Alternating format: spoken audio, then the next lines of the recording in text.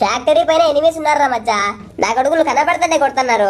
ఎట్లా చేద్దాం రా వాళ్ళని? నా దగ్గర ఒక ఐడియా ఉంది.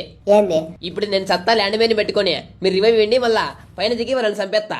బే పోరా పో, కిల్లులు దూపేసాకే. ఏం వద్దులేడా, నేను సత్తా నాకేంటి రివైవ్. అవసరం లేదాడా, నేనైతే కొట్టగలుగుతానే కాన్ఫిడెన్స్ నాకుంది.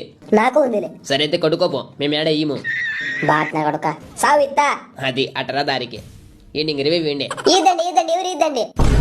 రే ద్రోహి, మా గదిని ఇచ్చిండు, మా గదిని ఇచ్చిండు. జై హో గదిని, జై హో గదిని. ఏం రాలే, ఏం చేస్తాను బార్ల పక్క మండుకొని?